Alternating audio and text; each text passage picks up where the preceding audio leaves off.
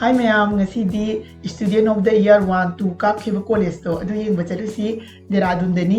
ado aina leiri sidagidi minute 10 gi lambi tanieba ado asigi lambi se IMA taba lambi ni haidi Indian Military Academy do adu do asi yamna loina makti phangba nateba ko side kitang adum phangbani adi sida angang baga amobuga tairi base asi se IMA gi magi capacity adu magi boundary si sumaina loina angang baga amobuga loina tayeba ko color se ado sida swimming pool kai ka lei aduga sida chatli lambi sigi hek point sida gi oirom da kitang chat khag matung da IMA main capacity adu phangani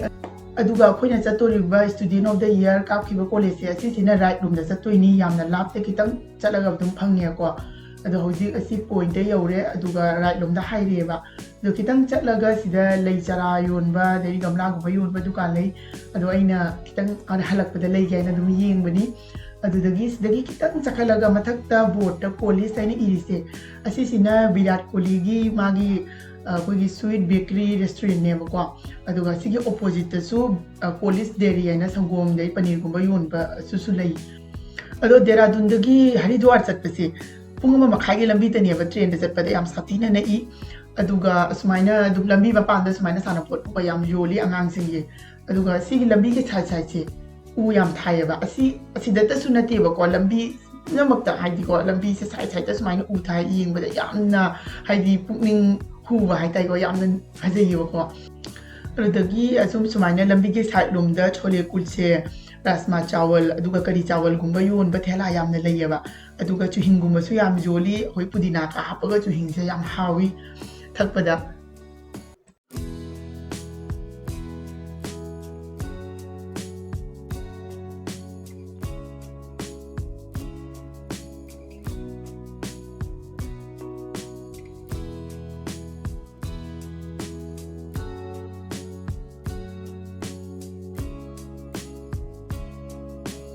Hoji ko yaure ado kitang sumaina leisalaga sida leire ko gate se ado mayam gate se ani suyeba ado asina main gate oidoini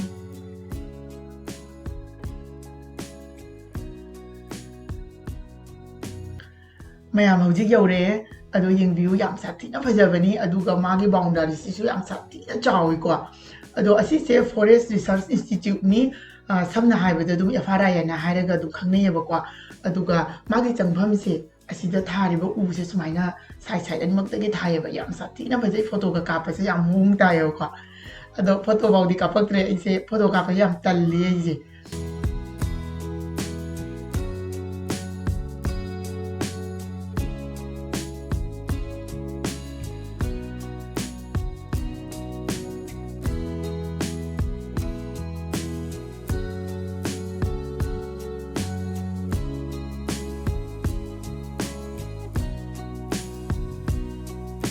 asina maning ni ko aduga hoji series dum kakhalage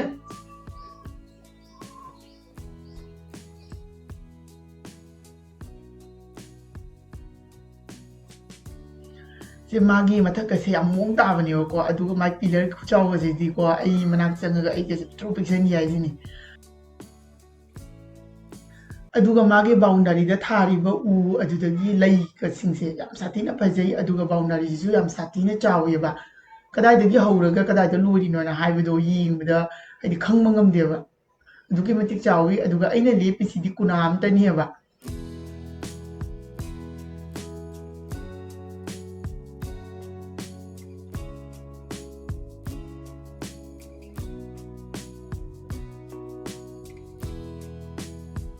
aduga asisina ko asigi institute sigi museum oidoiniaba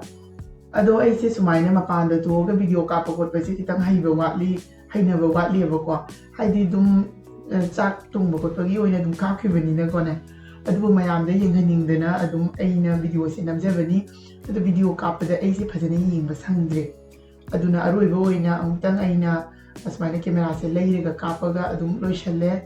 ado mayam asini mayam su yenghaningna video se semani na mayam se soidana amtang yengbiu aduga video se na nungairaga di channel asibu like share subscribe to ba kawi kanu maramrakta asmaina ko